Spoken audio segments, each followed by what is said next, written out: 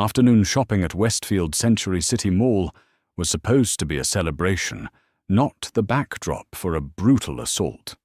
When Bradley's fingers closed violently around her throat, cutting off her oxygen, she thought her life was over.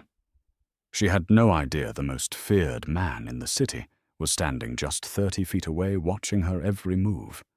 Morgan Hayes had finally learned how to breathe again. It had been exactly 8 months and 12 days since the judge struck the gavel, legally severing her from the walking nightmare that was Bradley Jenkins.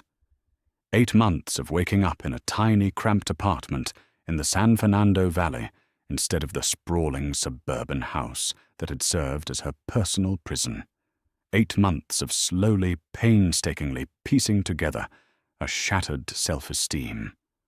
Morgan was a fat woman. It was a physical reality she had spent the better part of her 29 years apologizing for, mostly because society demanded it, but heavily because Bradley had weaponized it against her. Throughout their 5-year marriage, her body had been his favorite punchline, his justification for his affairs, and the reason he claimed no one else would ever want her. He had convinced her that she was a burden, a heavy, unlovable thing that should be grateful for his cruel scraps of affection. But today Morgan was defying him. Today she was shopping at the Westfield Mall, navigating the weekend crowds with her head held high.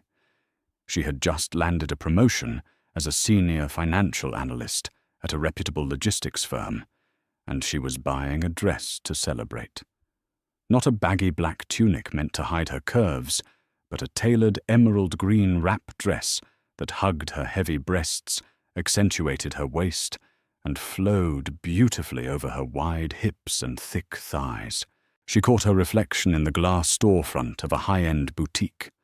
The woman staring back had soft, flushed cheeks, cascading dark brown hair, and a hesitant but genuine smile.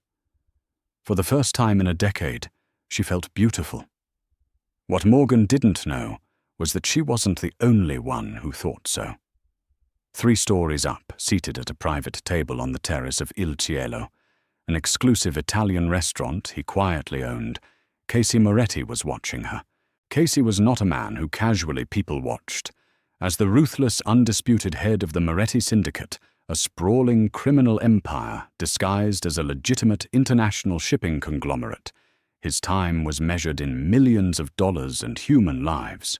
He was 34, built like a heavyweight boxer, with eyes the color of cracked asphalt, and a reputation that made hardened criminals cross the street. Yet for the past 6 months, his entire world had covertly revolved around Morgan Hayes. Their paths had crossed by pure accident. Morgan's logistics firm had unwittingly been auditing a shell company tied to Casey's rivals. When a hit was put out on the accounting team to cover the trail, Casey's men had intercepted it to seize leverage. Casey had personally reviewed the files, fully intending to liquidate everyone involved.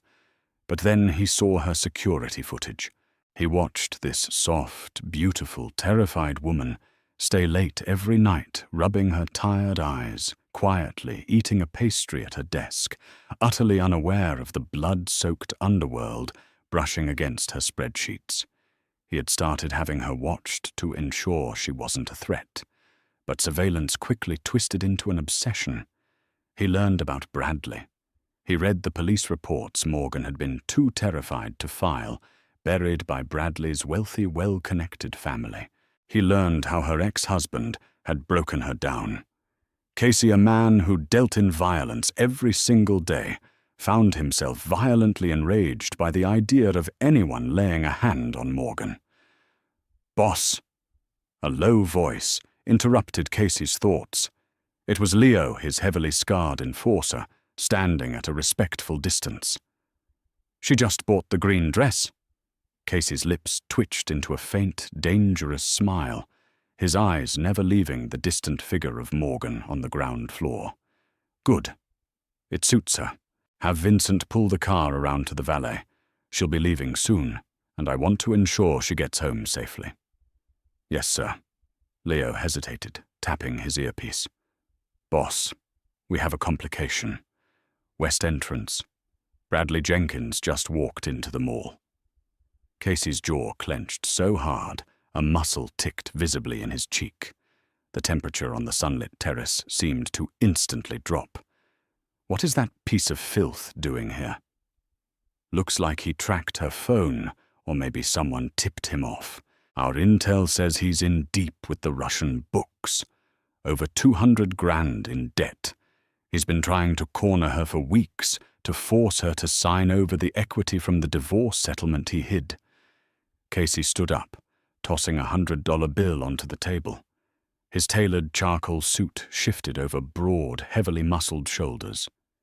Clear the immediate sector. Block the security cameras in the south corridor. If he gets within 10 feet of her, I want him bleeding. You want us to handle it, boss? No. Casey said, his voice a lethal, quiet rasp. I'm going down there. Down on the first floor, Morgan clutched her shopping bag, a victorious thrill humming in her veins. She decided to take the quieter service corridor toward the parking garage, hoping to avoid the congested main exits. The hallway was dimly lit, lined with blank white walls and heavy maintenance doors. She was halfway down the corridor when she heard the footsteps. Heavy, hurried, familiar. A cold spike of adrenaline pierced her spine. Her body recognized the rhythm of that walk before her conscious mind did. She froze her breath, catching in her throat, and turned around. Bradley. He looked worse than she remembered. His normally perfectly styled blonde hair was greasy and unkempt, his designer polo shirt wrinkled. There were dark bags under his eyes, but it was the frantic, manic rage in his expression that made Morgan's blood run cold. "Did you really think you could just block my number pen?" Bradley sneered, closing the distance between them with terrifying speed. "Bradley!" She gasped instinctively, taking a step back until her shoulders hit the cold plaster of the wall. "How did you find me? You aren't supposed to be anywhere near me. I have a restraining order." "A piece of paper." He laughed, a harsh, ugly sound that echoed in the empty hall. "You think a piece of paper stops me? You owe me, you fat cow. I'm losing the house because of the legal fees from the divorce you dragged out." "You hid assets the judge ordered." "Shut up!" Bradley snapped, lunging forward. He slammed his hand against the wall right next to her head, trapping her. Morgan flinched, pulling her shopping bag to her chest like a shield. "Look at you." Bradley mocked, his eyes raking over her body with absolute disgust. "Buying nice clothes, trying to play dress-up. Who are you trying to impress, Penn? Nobody wants a pathetic heavy pig like you. You're nothing without me. Now you're going to call your bank, and you're going to transfer the 60 grand you got from the joint account back to me. Today." "No," Morgan said. Her voice trembled, but a spark of the new fire she had cultivated over the last 8 months flared to life. "That money is mine. You stole years of my life. You are not taking my future. Get away from me, Bradley." Bradley's eyes widened in shock. Morgan had never spoken to him like that. Not once in 5 years. The shock quickly mutated into a blinding, violent fury. "You stupid bitch," he hissed. Before Morgan could scream, Bradley dropped his arm and lunged. His large hands shot out his fingers, wrapping violently around her thick, soft throat. The impact forced a strangled gasp from Morgan's lips as Bradley slammed her hard against the wall. The back of her skull cracked against the drywall, sending a blinding flash of white light across her vision. "You think you can say no to me?" Bradley spat, spittle hitting her cheek. His thumbs dug into her windpipe, applying a crushing, agonizing pressure. "You think you're people now. I made you. I tolerated you." Panic primal and absolute exploded inside Morgan. She dropped her shopping bag, the beautiful green dress spilling onto the dirty linoleum floor, and clawed at Bradley's hands. Her manicured nails dug into his wrists, drawing blood, but the pain only seemed to enrage him further. He squeezed tighter. Her lungs burned. The edges of her vision began to blur into a fuzzy, terrifying grey. She kicked out her flats, slipping uselessly against his shins. She was larger than him, heavier, but the angle and the sheer adrenaline-fueled surprise of the attack had given him absolute leverage. She was suffocating. The Westfield Mall, the bright afternoon, her new promotion. It was all fading into the violent reality of the man who had always promised he would destroy her. "I'm going to die here," she thought, a tear slipping down her flushed cheek. Right by the food court. And then the air in the corridor changed. It wasn't a sound. It was a shift in atmospheric pressure, a sudden suffocating wave of pure, concentrated menace that rolled down the hallway. "You have exactly 2 seconds to remove your hands from her," a voice stated. It wasn't a shout. It was barely above a conversational volume. But it was a voice carved from ice and violence. It possessed a terrifying absolute authority that vibrated in the marrow of Morgan's bones.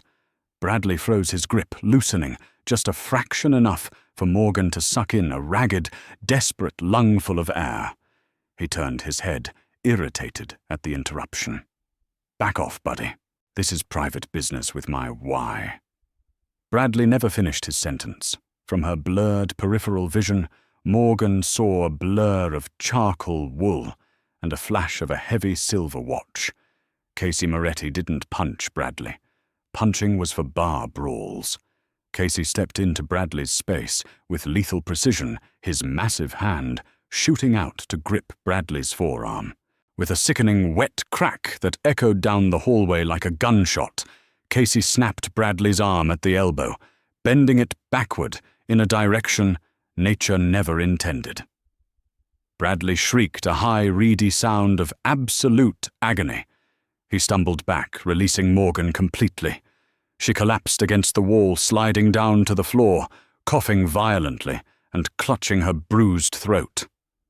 Casey didn't stop. As Bradley staggered, howling and cradling his ruined arm, Casey stepped forward and delivered a devastating, calculated kick to the side of Bradley's knee. Another pop sounded, and Bradley crashed to the floor, writhing and sobbing in a puddle of his own sudden weakness. Morgan watched in stunned, gasping terror. The man standing over her ex-husband was a giant. He radiated wealth and danger in equal measure. His tailored suit jacket was unbuttoned, revealing a broad chest, and his dark hair was perfectly styled, unaffected by the extreme violence he had just committed. Bradley, weeping on the floor, looked up at the man. "Are you crazy? I'll call the cops. I'll have you arrested. Do you know who I am?" Casey slowly adjusted his cuffs, his dark eyes looking down at Bradley with the detached disgust one might reserve for a squashed cockroach. "I know exactly who you are." "Bradley Jenkins," Casey said, his Italian accent bleeding through the silk of his perfect English. "You are a cowardly piece of shit who owes Victor Volkov $240,000, a debt that as of 10 minutes ago I have purchased." Bradley's sobbing hitched. The color drained completely from his face, leaving him a sickening shade of grey. "Well, what? Who are you?" Casey ignored him. He turned his back on the broken man on the floor, dismissing him entirely, and knelt in front of Morgan. The transition was staggering. The ruthless monster vanished, replaced by a man whose dark eyes softened with such profound, agonizing tenderness that Morgan momentarily forgot to breathe. "Morgan!" Casey whispered his voice, a deep, soothing rumble. He reached out his massive, calloused hands, hovering just inches from her skin, fiercely respecting her boundaries. "Are you all right? May I touch you?" Morgan was trembling, violently, tears streaming down her face. She looked at his large hands, then up at his impossibly handsome, commanding face. She didn't know this man yet, Looking into his eyes, she felt an inexplicable, overwhelming sense of safety. She gave a tiny, jerky nod. Casey gently cupped her face. His thumbs, surprisingly soft, wiped the tears from her flushed, soft cheeks. His gaze dropped to her throat, where the angry red marks of Bradley's fingers were already beginning to bruise purple. A flash of pure, murderous rage crossed Casey's eyes before he carefully masked it. "I am so sorry I didn't reach you faster, Mia Bella," he murmured, his thumb gently stroking her jawline. "He will never ever be within 100 miles of you again. I swear it on my life." "Who?" Morgan croaked, her vocal cords burning. "Who are you?" "My name is Casey. Casey Moretti." He gently helped her to her feet, his arm wrapping securely around her thick waist, treating her heavy body as if she were made of priceless spun glass. "And you, Morgan Hayes, have been mine to protect for a very long time." Before Morgan could process the absolute madness of that statement, two men in dark suits materialized at the end of the hallway. They approached silently, their eyes dead and professional, as they looked at the whimpering Bradley on the floor. "Mr. Moretti," the taller one, Vincent said, "the car is ready. Shall we clean up the trash?" Casey kept Morgan tucked firmly against his side, shielded from the sight of her abuser. "Take him to the warehouse by the docks," Casey commanded, his voice returning to that terrifying, emotionless void. "Do not let him pass out. I want him fully conscious when I return to explain the consequences of touching what belongs to me." Morgan's eyes widened, her heart hammering against her ribs like a trapped bird. She looked up at Casey, realizing with a sudden, dizzying clarity that she hadn't just been saved by a good Samaritan. She had just been claimed by a king of the underworld. The world beyond the tinted windows of the armored Maybach felt entirely detached from reality. Morgan sat frozen against the plush leather seats, her mind struggling to process the seismic shift her life had just undergone. The glittering facade of the Westfield Century City Mall disappeared into the distance, replaced by the winding, sun-drenched curves of Mulholland Drive. Beside her sat Casey Moretti, a man who had casually shattered her ex-husband's arm before treating her like a fragile, revered deity. He had not spoken since they entered the vehicle, sensing her overwhelming shock. Instead, he simply sat near her, his broad shoulders radiating a solid, anchoring heat. His large hand rested between them on the armrest palm, up an open, silent invitation that she was free to accept or ignore. Morgan, whose thick thighs pressed nervously against each other beneath her ruined shopping experience, found her eyes repeatedly drawn to that hand. It was the hand of a killer. It was also the first hand that had truly protected her in over a decade. "You are shaking, Morgan," Casey finally said, his voice a deep, resonant hum that seemed to vibrate through the luxurious cabin. He turned his head, his dark, heavy-lidded eyes studying her with intense focus. "Are you in pain? I have a private medical team waiting at the estate. They will examine your throat the moment we arrive."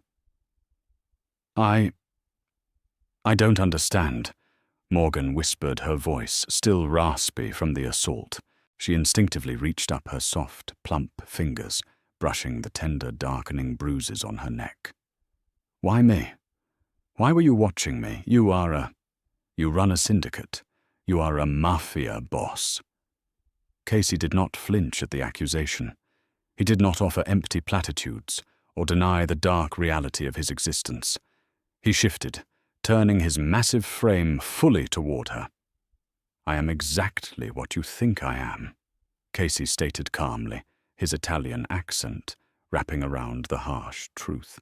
"I control the ports from San Diego to Seattle. I traffic in commodities that would make a sane person weep, and I have eliminated anyone who stood in the way of my family's prosperity. But my world is governed by strict rules, Morgan. By order. What your ex-husband did to you, what he has been doing to you for 5 years, is chaos. It is a fundamental crime against nature to break down a woman as magnificent as you. Morgan let out a harsh, bitter laugh, the sound scraping against her raw vocal cords. Magnificent, please, Mr. Moretti. You don't have to flatter me. I know what I am. Bradley made sure I knew every single day. I am fat. I am heavy. I am not the kind of woman a man like you looks at. The temperature in the car seemed to plummet instantly.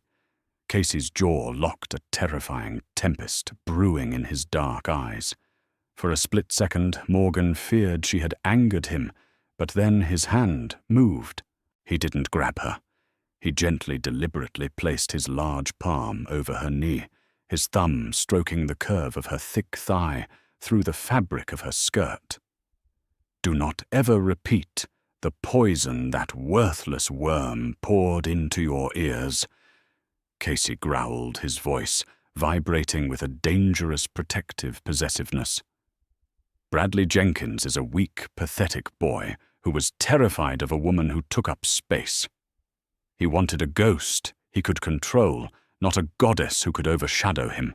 He leaned closer, the scent of expensive cedar and faint gunpowder enveloping her senses. Look at yourself, Morgan. You are soft. You are abundant. You are built like the classical statues of Rome, designed to be worshipped, cherished, and adorned in gold.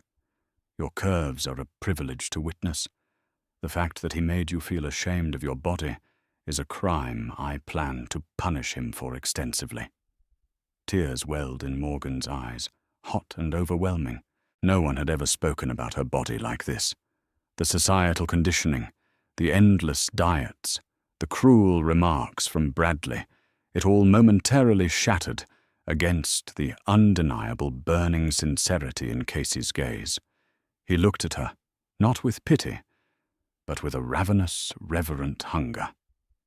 The Maybach slowed, pulling through a set of massive wrought-iron gates that opened into a sprawling, secluded estate nestled high in the Hollywood Hills. The mansion was a masterpiece of modern architecture, all glass, dark steel, and infinity pools that overlooked the sprawling expanse of Los Angeles below. It was a fortress disguised as a paradise. Once inside, the medical team attended to her with utmost discretion, applying cooling salves to her neck and ensuring there was no structural damage to her windpipe. Afterward, she was led to a massive guest suite featuring a marble bathtub and clothes in her exact correct size. As she slipped into a soft, luxurious silk robe that draped beautifully over her wide hips and heavy breasts, a knock sounded at the door. Casey entered, holding a thick manila folder. He had discarded his suit jacket and tie, the sleeves of his crisp white shirt rolled up to reveal intricate tattoos sprawling across his muscular forearms. "May I sit?" he asked, pointing to the velvet armchair opposite the sofa where she rested. Morgan nodded. Casey opened the folder, his expression shifting back to the calculating, ruthless boss of the Moretti syndicate. "I promised you transparency, Morgan. Our meeting was not initially destined by fate. It was a byproduct of your ex-husband's absolute stupidity." Morgan frowned, pulling the silk robe tighter around her soft curves. "Bradley, what does he have to do with you?" "Bradley is an extreme gambling addict," Casey explained, tossing a stack of bank statements onto the coffee table. "He owes the Volkov Bratva, a Russian syndicate operating in the valley, nearly $250,000. But Bradley is also a coward. When the Russians threatened to break his legs, he promised them a way to clean their money. He set up a complex web of shell companies to launder their cash." Casey paused, his dark eyes locking onto hers with intense gravity. "He routed all of those shell companies through the logistics firm you work for, specifically through the accounts you personally audit. He used your login credentials, which he copied during your marriage." The blood drained from Morgan's face. The room spun slightly as the horrific realization crashed into her. He was framing me. Yes, Casey said coldly. If the FBI or the IRS ever investigated the paper trail would lead directly to Morgan Hayes. Bradley intended to let you take the fall for international money laundering, a federal crime that carries a 20-year sentence. He planned to let you rot in a federal penitentiary while he walked away clean. Bile rose in Morgan's throat. The physical abuse, the emotional torment, the financial ruin, it all paled in comparison to this profound, calculated betrayal. Bradley hadn't just wanted to break her. He had actively plotted to destroy her entire existence to save his own skin. We discovered the anomaly a few months ago. Casey continued, his voice softening as he saw her distress. My men intercepted the Russian data. That is when I first saw you on the security feeds. I watched you working late, completely innocent, completely unaware of the trap closing around you. I intended to just erase the digital trail to hurt the Russians.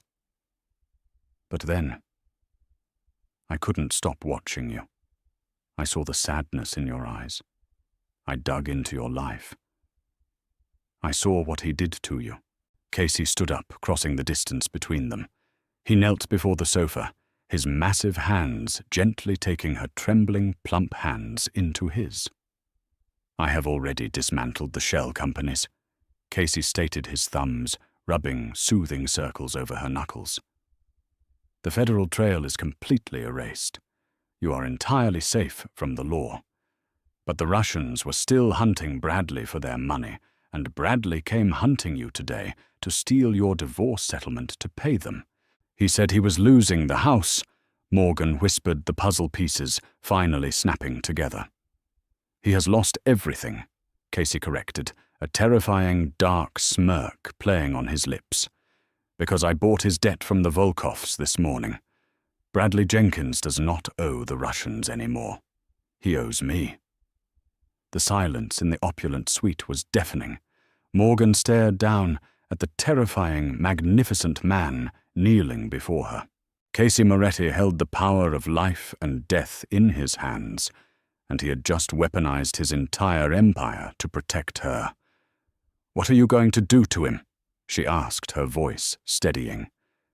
She realized with a dark thrill that surprised her that she didn't feel an ounce of pity for the man who had just tried to strangle her in a mall corridor. That depends entirely on you, Mia Regina, Casey said softly, calling her his queen. He is currently chained to a concrete pillar in one of my shipping warehouses at the port of Long Beach. His arm is severely broken. He is terrified, weeping, and begging for mercy. Casey's eyes darkened, the pupils blowing wide with primal intensity. I can make him disappear. A barrel, some chemicals, and the Pacific Ocean. He will never be found. Or I can hand him over to the authorities with a neatly wrapped package of evidence detailing his embezzlement, his domestic abuse, and his attempts to defraud his own company. He will spend a decade in a maximum security prison. Morgan closed her eyes, breathing in the scent of Casey's cologne. For 5 years, Bradley had made her feel utterly powerless. He had dictated her diet, her clothes, her finances, and her self-worth. Now, in the ultimate twist of fate, the man who had called her a weak, fat pig was literally in chains waiting for her to decide his destiny. She opened her eyes, a new, fierce light burning in them. She was done hiding. She was done shrinking herself to make cruel men comfortable. I don't want him dead, Morgan stated clearly. Death is too quick. It's an easy escape.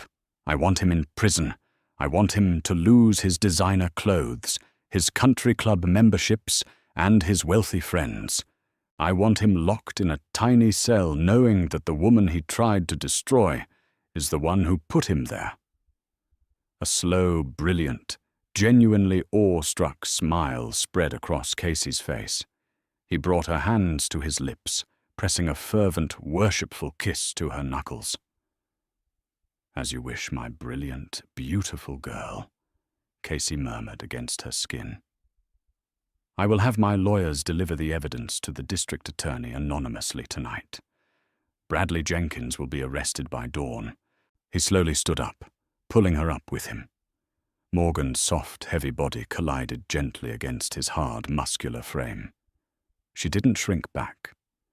For the first time in her life, she allowed herself to take up space, resting her hands flat against his broad chest. "And what happens to me now, Casey?" she asked, looking up into his dark, mesmerizing eyes. "I know too much. I know who you are. I know what you do." Casey's arms wrapped around her thick waist, pulling her flush against him. He buried his face in her dark, cascading hair, inhaling deeply as if she were the only oxygen left in the world. "You stay," he whispered fiercely, his voice vibrating against her collarbone. "You stay here with me. You let me worship every single curve of this gorgeous body. You let me give you the world you were always denied. Run the legitimate side of my shipping empire. Use that brilliant financial mind of yours. Be my partner. Be my queen." Morgan felt a tear slip down her cheek, but this time it was a tear of absolute, overwhelming liberation. She had walked into that mall, a broken, terrified survivor. She was walking out as the empress of a dark, thrilling kingdom, protected by a monster who treated her like a masterpiece. She tilted her head up, meeting his desperate, hungry gaze, and softly, resolutely pressed her lips to his. Did Morgan's revenge and unexpected mafia romance leave you breathless? If you loved this intense story of taking back power, surviving abuse, and finding a fierce protector, hit that like button.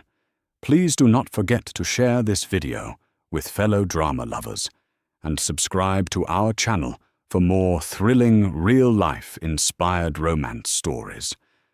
Drop a comment below, telling us what you thought of Casey's brutal justice. Stay tuned because our next story is even more explosive right now.